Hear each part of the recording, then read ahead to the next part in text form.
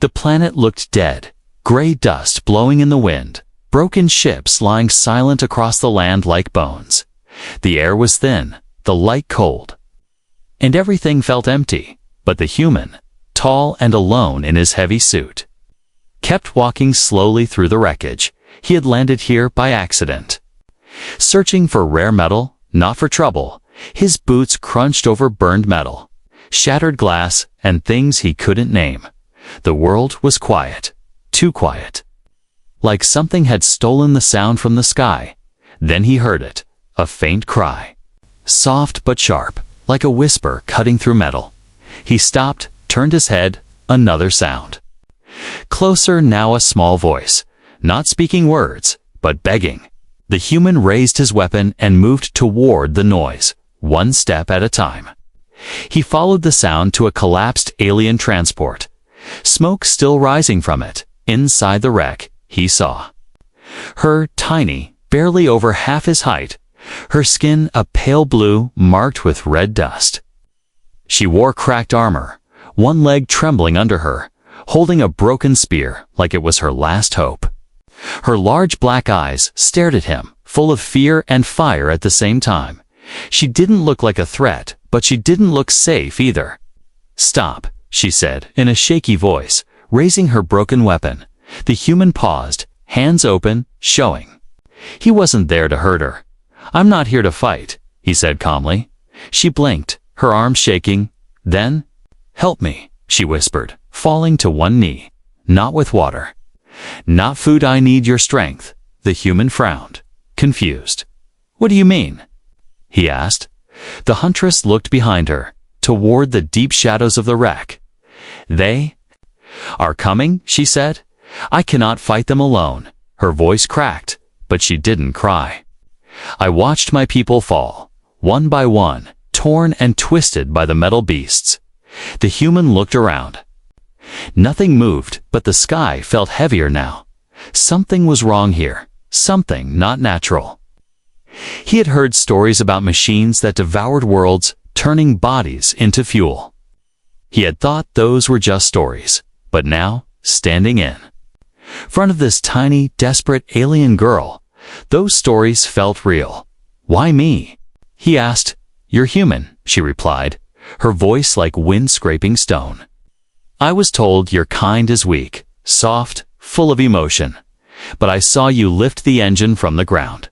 She added, "That kind of strength, we don't have it." She stood slowly, her legs wobbling. Her small hand reached out, not for a handshake, not for a weapon, just to hold something strong. He let her lean on his arm. Surprised by how light she was. "We need to go," she said. "We don't have much time," from deep within the wreckage. A strange noise echoed, a clicking, mechanical hum like metal bones walking. The human's eyes narrowed. That sound didn't belong to anything alive. "Move," he said, lifting her up without asking. She gasped but didn't fight him. "Your strength," she whispered. "It feels like a mountain." They ran across the dusty ground, the wind howling around them. Behind them, something crawled out of the broken ship, a beast made of wires, gears, and black liquid armor. It didn't run, it just walked, slow and certain. Like it already knew where they were going. The human didn't look back. He didn't need to. The huntress was shaking in his arms, not from fear, but from anger. "That thing," she said, "killed my mother." The human clenched his jaw and ran faster. He didn't know this world, or this girl, or what kind of war he was stepping into, but something deep in his chest burned. He had been alone for too long, too many missions, too many dead planets. Now, for the first time, someone needed his strength, not for glory, but for survival. They reached a jagged ridge of metal and slid into a hidden cave under it. Dark, cold, silent again. He set her down. His arms still buzzing from carrying her weight, she sat quietly, eyes watching the entrance. "Thank you," she said softly, "but this is only the beginning." The human looked out at the wasteland, at the smoke still rising and the metal beast hunting them, whatever this was. He was already part of it, and somehow this tiny alien girl had pulled him into a fight he never expected. But deep down, he didn't regret it. Because something told him this battle wasn't just hers anymore. It was theirs. Together. The air outside the cave was sharp and dry, filled with red dust. The wind had started to howl louder now, carrying ash and tiny bits of metal that scraped against the human suit. Inside the small cave, the tiny alien huntress sat curled beside a cracked wall, still breathing hard. Her glowing eyes didn't blink, watching the dark like something might come crawling in at any moment. The human sat at the entrance, his weapon across his lap, his ears listening for that metal hum again. But the storm outside began to grow, hiding sounds beneath the wind. "We can't stay here," the human said finally, his voice low but firm. The huntress looked at him, her body tense but her face calm. "They'll track us by scent and sound," she said. "They always do." He looked down at her small form, still cut and bruised from the crash. "You can't walk far."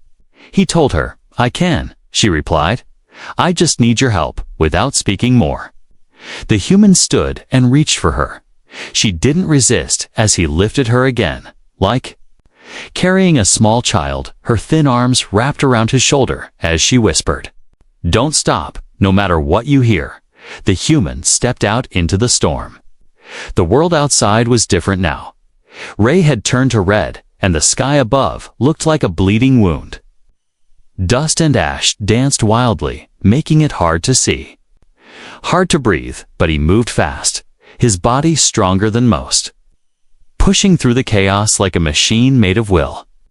She guided him with small taps on his shoulder, left, right, down a slope, over broken stone. He didn't ask where they were going, he just followed. Each gust of wind made it feel like something might jump out from the smoke. And sometimes, it wasn't just wind. There were soft clicks in the dust-like fingers tapping metal. But every time he turned, nothing was there. Only the storm. "They hide in the storm," the huntress said near his ear. They listened to breath, to fear. He kept going, faster, holding her tight as the storm screamed around them. Suddenly, they reached a large drop in the ground, a crater from some old battle. "Down there," she said, "an old hideout." The human jumped down, his boots slamming into the metal below. They entered what looked like a broken bunker, half buried, half open. Old alien markings glowed dim on the walls. He set her down, and she limped to a control panel covered in dust. With shaking fingers, she tapped something, and soft blue light filled the space. "This was one of our last shelters," she said, sitting against the wall. The human explored the area, finding old weapons, tools, and burned bones. It had been a feta, bad one. "Your people were warriors," he said. She nodded, her face dark. "We hunted beasts for centuries, protected our moons, lived by the blade." She touched the mark on her arm, a jagged line like a claw.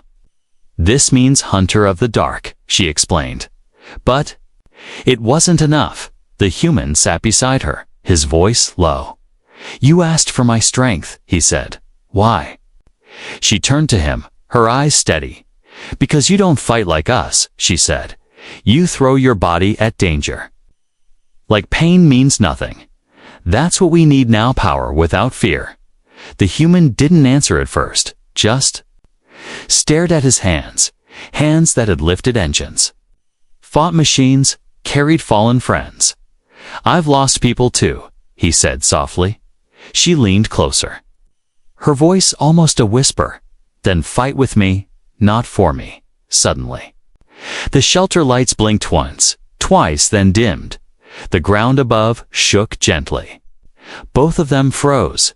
"They've found us," she whispered, grabbing her broken spear. The human stood, lifting his weapon and looking at the entrance. He could barely see through the storm, but he didn't need to. The noise was there again. That same mechanical clicking, closer now, louder, like teeth made of metal scraping stone. He turned to the huntress. "Can you move?" She nodded once, pain in her eyes but fire too. I will not die lying down, she said, together. They ran again, out into the wind, this time side by side.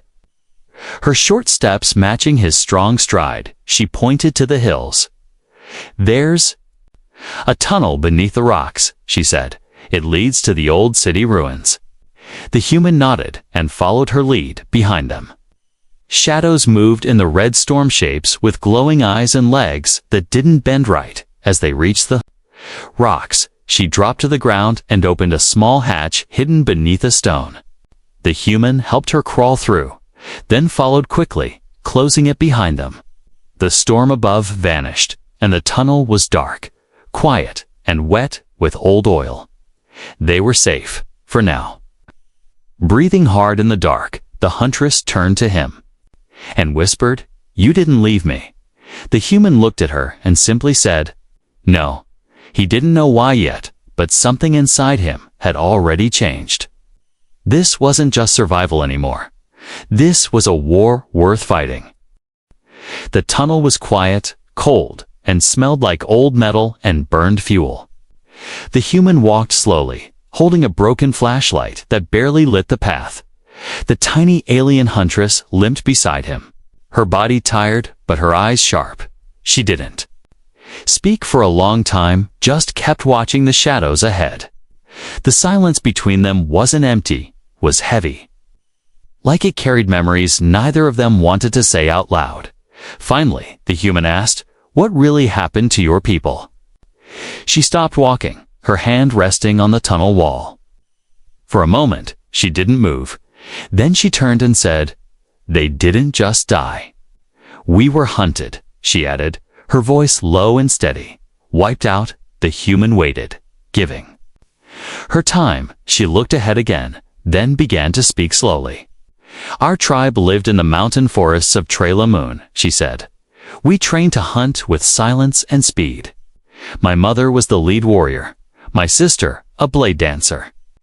I was the youngest." She added with a bitter smile, "They called me Little Lightning."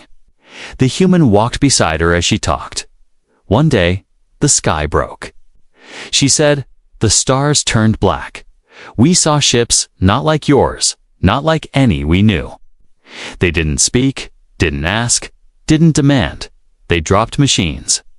And they started tearing the world apart." Her fists clenched as she remembered. "They turned our trees to ash, our rivers to black oil. We fought," she said sharply. "We didn't run. My people set traps, used everything we had, Daro's blades, even fire from the mountain. But the machines learned." She whispered. "They adapted." The human kept quiet, but his jaw tightened. He had seen wars, but not like this. "What happened to your mother?" he asked gently. She looked down at the ground, blinking slowly. "She died holding the pass," she said, "so the rest of us could escape. She used her last breath to give me this." The huntress held up a small necklace, a black fang, carved with strange symbols. She said, "Find someone strong enough to end this." The human stared at the fang, then at her. "That's why you called me," he said. She nodded. "I thought you were just a scavenger," she admitted. "But you lifted that engine like it was paper. And when I looked into your eyes, I saw something no machine can ever copy."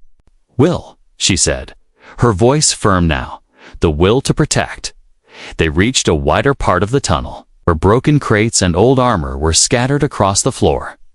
The huntress moved to a wall and brushed off dust, revealing faded symbols of her tribe. She touched them softly, like touching the face of an old friend.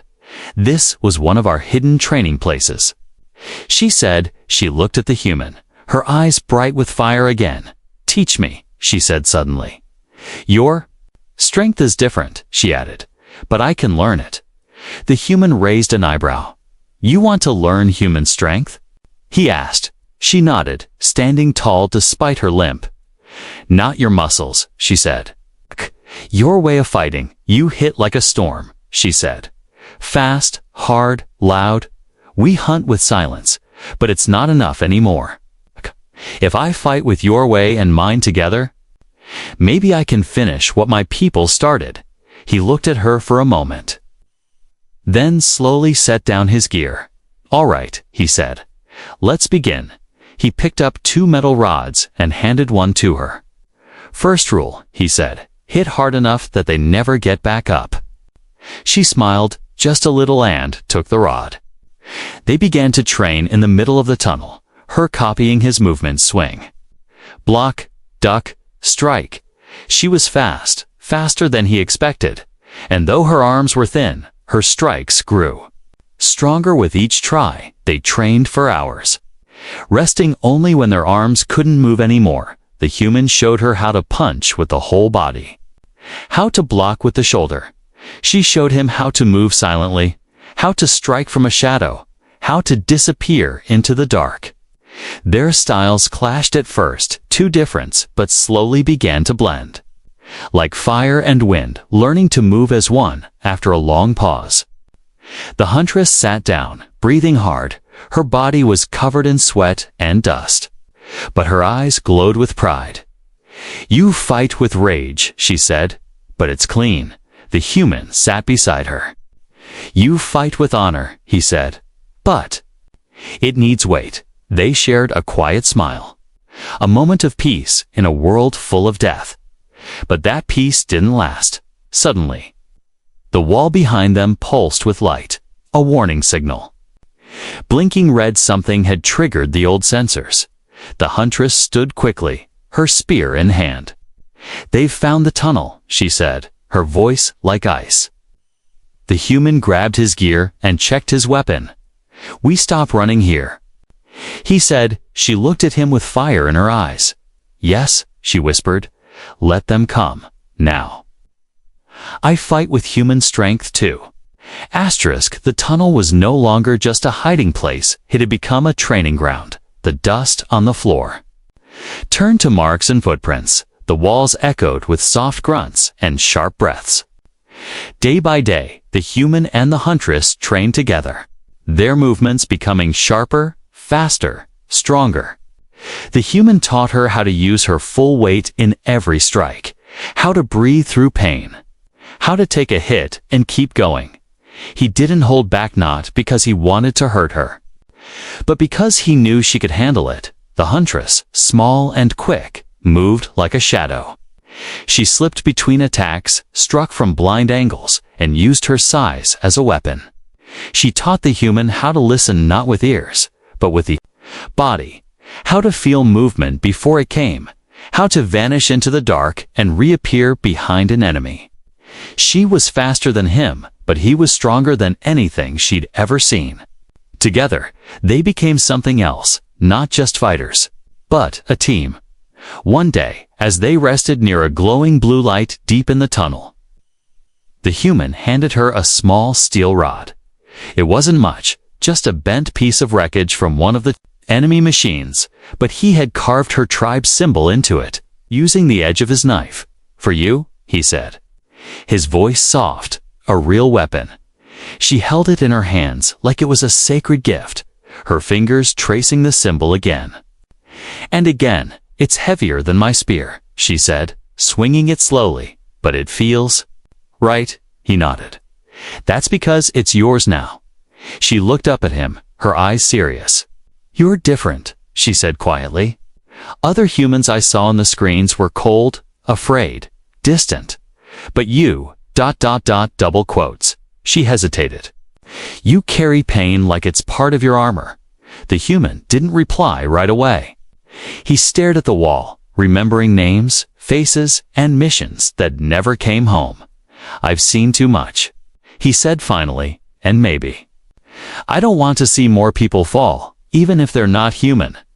The huntress reached into the small pouch tied to her waist. She pulled out a tiny charm, made from bone and silver thread. "My sister gave me this when I earned my hunter's mark," she said. "May this protect your back when no one else can." She tied it around his wrist, her fingers careful. "Now, it's yours." They sat in silence for a moment, the tunnel humming softly from hidden. Power lines deep underground. Then, without warning, the ground shook, just a little barely noticeable. But both of them felt it. The human stood first, his hand on his weapon. "They're moving above us," he said. The huntress nodded. Already crouched low, the machines. "Don't sleep," she said. "They scan, they dig, they wait." That night, they didn't sleep. They trained in silence, again and again, using the dark as their ally. She practiced with her new metal rod, spinning it with sharp turns, slashing through the air. The human watched her, impressed by how quickly she had changed from a limping survivor into something more. He handed her a small power core from his gear. "Use this," he said, "when your rod strikes metal. It'll send a shock." She grinned, teeth flashing in the dim light. "Now it bites back," she said proudly. In the deeper tunnels, they found a rusted chamber filled with broken training droids. The human dragged them into a circle, setting up a challenge. "Hit all of them before I finish counting to 10, he said. She took a breath, then moved, spinning, ducking, striking with speed that blurred her small figure. By the time he said 9, every bot lay broken on the ground. He clapped once, quietly. "You're ready?" he said.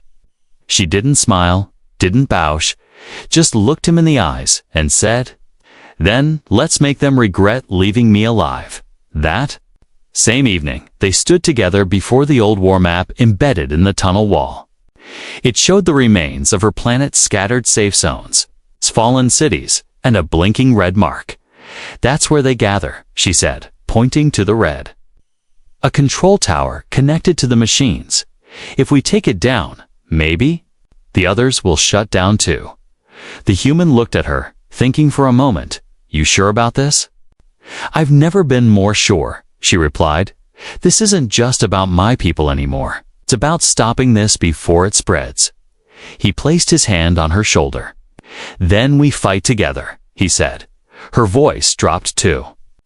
A whisper, "With your strength and my speed, they won't see us coming." Just before they left the chamber, she stopped him. "There's one more thing," she said. She drew a thin line of ash across his face, just under his eyes. "In my tribe," she explained.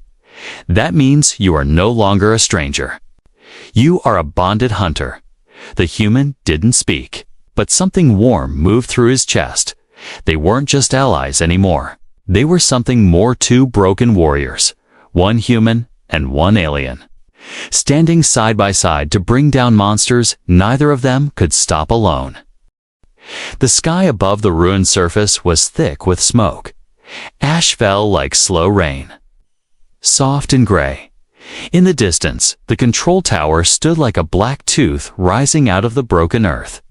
Its metal skin pulsed with red light, and strange machines moved around it, cold, silent, and perfect. The human adjusted his armor straps, his eyes scanning the ground for movement. Beside him, the tiny alien huntress crouched, her eyes glowing gently in the shadows. Her new weapon, the steel rod with the power core, pulsed with soft blue light in her hand. They had traveled all night through hidden tunnels and collapsed highways. Now they were only a few steps away from the heart of the enemy. "Once we strike," the human said, "they won't stop coming." The huntress nodded, calm and steady. "Then we hit hard," she said, "and we don't stop either." They waited until the wind shifted, until the red lights turned away. Then they moved quiet as ghosts. Fast as shadows, the human slammed the first guard bot with a metal pipe, crushing its head with a single blow. The huntress jumped high, flipping through the air and slicing the second one with a clean arc of her weapon. Sparks flew, and the enemy dropped without a sound. More came rushing in sleek machines with long claws and glowing eyes. The human grabbed one by the arm and smashed it against a wall. Another leaped at the huntress, but she slid under it and stabbed it from beneath. They moved like fire and wind. Together, she called out targets. He cleared the path when she tripped. He pulled her back up. When he stumbled, She leaped between him and danger. No words, no hesitation, just action inside. The tower alarms finally sounded, echoing like screaming metal. But it was too late. They were already in. The hallways inside were narrow and hot, wires hanging like vines. Floors covered in strange black dust. They fought their way up floor by floor, machines spilling out from every wall. The huntress used speed and precision, striking joints and eyes, always moving, never staying in one spot. The human stood firm like a wall, blocking attacks, smashing enemies in close quarters. One enemy grabbed the huntress from behind. Lifting her off the ground before she could cry out, the human charged and tackled it into the wall. The metal cracked, the bot fell, and he pulled her close, checking her face. "I'm fine," she said, breathing fast. He nodded, not letting go for another second. Then they kept going.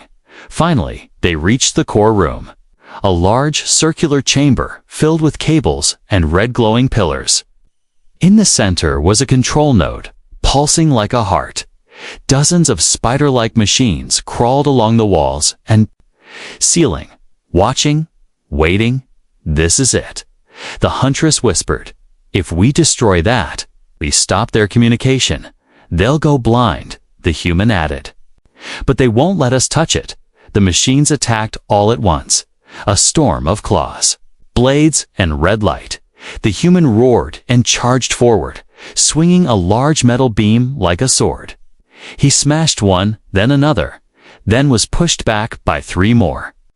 The huntress jumped between machines, slicing wires and stabbing cores. They fought back to back, moving together like they had trained for years. The huntress jumped onto the control node, holding her weapon high, but a machine grabbed her ankle and threw her down. She hit the ground hard and didn't move. The human's heart stopped just for a second. Then rage exploded through him. He grabbed the nearest machine and tore it apart with his bare hands. He lifted the huntress gently, seeing blood on her forehead. Her eyes fluttered open. "Finish it," she whispered. He nodded. He charged the control node, picked up her weapon, and drove it straight into the core. The power inside surged and exploded in blue light. A shockwave blasted outward, throwing the machines into walls. Their lights blinked, sputtered, and finally went dark. Silence followed, heavy and strange. The tower stopped humming. The red lights faded. The war room, once alive with enemy code, now looked like an empty shell. The human dropped to his knees. Beside the huntress, she opened her eyes fully now, her breathing weak but steady. "We did it," she said, smiling through pain. "You did it," he replied, holding her hand outside. The machines across the region stopped moving. Their cores dead. The sky slowly cleared. And for the first time in years, the land was quiet. He lifted her in his arms once more, walking out of the broken tower. As the sun broke through the smoke, she whispered, "Together, we made them fall." He looked down at her and softly replied, "We're not finished yet." The broken tower lay silent behind them, its walls still smoking. Dead machines were scattered like scrap across the battlefield. The air was quiet, now, but not peaceful. It was the kind of silence that came just before the storm. The human carried the wounded huntress across the ruins, his boots crunching over glass and scorched metal. Her body was light, but every step felt heavy. Her head rested against his chest, her eyes half closed. "I'm fine," she whispered. But her voice was weak. "You're not," he said gently. "You need rest." He found shelter in a nearby ruin, an old bunker half buried in rock. Inside, the walls were cracked and covered in strange writing. He laid her down on a makeshift bed of torn fabric and metal padding. She tried to sit up, but her body wouldn't let her. "You shouldn't have gone back for me," she said. He looked at her with steady eyes. "I didn't come this far to lose you now." She smiled softly, then winced from the pain for a moment. Neither spoke. Outside, thunder rolled across. The ash, sky-strange, distant, metallic thunder. "They know what we did," she said quietly. "They'll come with everything now." The human sat near the doorway, loading his weapon. "Checking wires, tightening armor, let them come," he said. "We'll be ready." She looked at him, her fingers clutching the edge of the blanket. "Even with their tower down," she said, "the final beast still lives." "What is it?" he asked. She closed her eyes briefly, remembering. "It's not just a machine," she said. "It's the thing that controls them. It thinks. It learns, and it hunts. It's what killed my mother," she added, her voice barely a whisper. The human stood, gripping his weapon tightly. "Then we end this," he said, "but we do it together." Okay. She rested that night while he stayed awake. Guarding the door, he didn't sleep, not even for a moment. He kept watching the horizon for science lights in the smoke, metal legs in the distance. Strange movement in the dark, but the enemy didn't attack right away. They were waiting, waiting, for the final piece to fall into place. The next morning, she stood up slowly. Leaning on the wall, the pain hadn't left her body, but the fire was still in her eyes. She wore a bandage across her forehead and tied her hair back with a strip of his torn gear. "I'm ready," she said. The human looked at her for a long second, then nodded. He walked to the center of the ruined bunker and began building. They used old scrap, broken engines, wires, and shattered metal. They built traps wires that sparked when touched, bombs hidden under rocks. Blades swinging from ropes. The huntress set up symbols across the walls, glowing marks that acted like warnings. "This is what my tribe did before the final hunt," she said. "We prepare the ground." She stood in the center of the trap field and drew a circle with chalk and blood. "This is where we end it," she whispered. The human added more weapons to their small pile, everything they had. Every last bullet, every last spark of energy. "This is where we stand," he agreed. The sky grew darker as the hours passed. The ground began to tremble, not gently like before, but with weight. Like something massive was moving underground. A low hum rose from the hills, deep and slow, like a warning drum. The huntress tightened the strap on her arm and gritted her teeth. "It's coming." Then it appeared. It didn't walk, it crawled.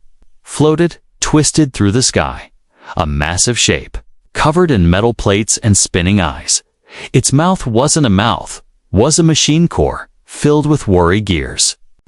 And sharp tools. It didn't roar, it screamed in radio signals, shaking the ground as it came. The human raised his weapon, but the huntress grabbed his arm. "Wait," she said. "Let it step into the field." He nodded, and they waited behind cover, hearts pounding, hands ready. The monster moved into the trap zone, its limbs clicking, scanning the earth.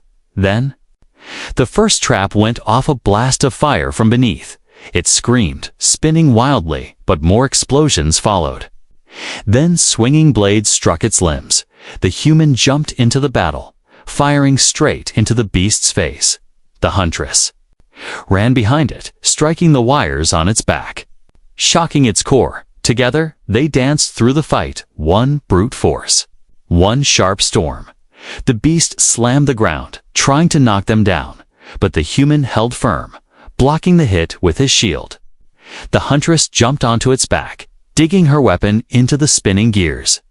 "Now," she shouted the human through the last power core, straight into the open mouth of the machine. A huge explosion followed, blue fire, flying metal, and a high-pitched shriek that shook the world.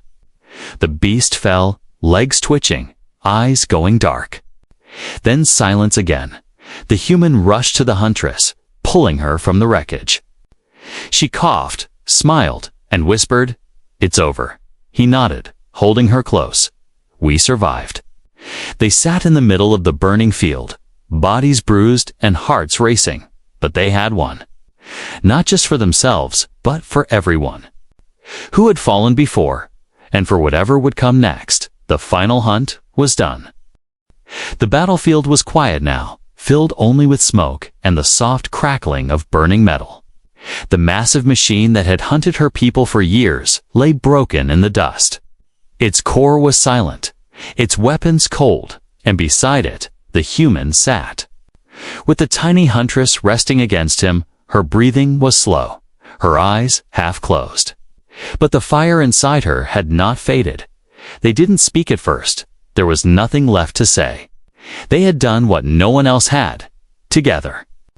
They had destroyed the monster that had wiped out her tribe. The sky above them was clearing for the first time in years. A soft wind blew across the field, carrying with it the scent of ash and freedom. The human looked down at her, brushing dust from her forehead. "You did it," he said. Her eyes opened just enough to meet his. "No," she whispered.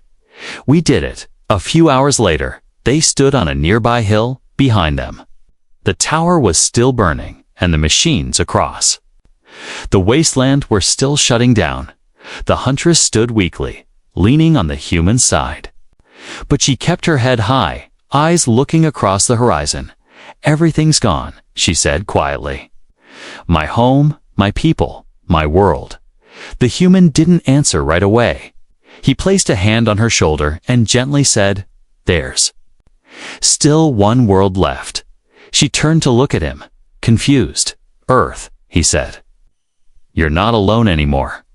For a moment, she didn't respond. Then, a small smile appeared on her face. Sad, but real. "Earth," she repeated. "A place I've only seen in your stories." He chuckled softly. "It's messy, loud, full of problems, but it's alive," he said, "and there's a place for you there." They made their way back to the ship, the human's old drop shuttle. Half buried in sand, but still functional, he helped her inside, strapped her in too. The seat and ran system checks. She looked out the window, watching the smoke rise from her world. "I never thought I'd leave," she whispered. "Not like this. You're not running," he said. "You're surviving and starting again," as the engines roared to life. The huntress gripped the armrest tightly. She had flown before, but never off-world. The ship shook as it lifted. Rising above the burned cities and shattered forests, she looked down at the ruins of her tribe. Her training grounds, her mother's final stand. She placed a hand on the window and whispered, in her own language, "Rest now. The hunt is over." The human glanced at her from the pilot's seat. "You okay?" She nodded slowly. "I'm not afraid anymore," she said. "I used to believe strength was in blood and blade." She added, "But I was wrong. It's in choice." As they left the moon's orbit, stars surrounded them like diamonds scattered across black silk. The huntress stared at the stars in silence. Then, softly, she asked, "What will I be on Earth?" The human smiled and replied, "Whatever you want, warrior, teacher, explorer. Or just someone who finally gets to sleep in peace." She chuckled softly, leaning back in her seat. I want to be more than what I was trained to be," she said. "Not just a hunter, not just a fighter. I want to live." It took weeks to reach Earth, but the journey didn't feel long. They trained in the cargo bay, shared stories, laughed at old jokes. She asked him about oceans, snow, cities, birds, and music.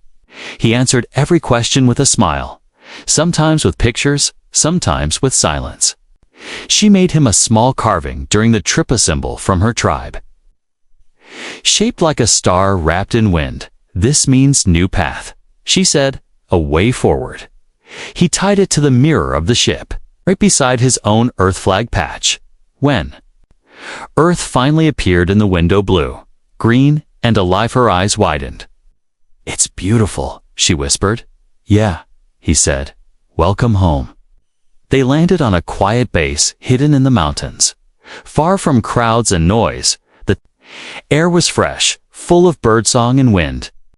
Soldiers stared as the human stepped out, bruised, armored, and carrying a small alien girl on his back. But no one stopped them. Some even saluted. Others just nodded in silent respect. Days passed, Then weeks, she healed, trained, explored, and slowly grew stronger again. She learned Earth's ways. Its strange food, its soft beds, its endless skies, and every night. She slept peacefully for the first time in her life, one evening as the sun dipped behind the mountains. The human found her standing alone. She wore simple earth clothing now, but her eyes still carried the spirit of her world. She looked at him and said, "You saved me, gave me your strength, and now I want to stay." He stepped beside her, watching the sunset. "You already belong here," he replied. She took his hand gently. "Then promise me something," she said. "Don't leave." He looked down at her, his voice soft. "I'm not going anywhere." Together, they stood at the edge of the world. Not as a soldier and an alien, but as two survivors, two fighters, and now, two people with a future.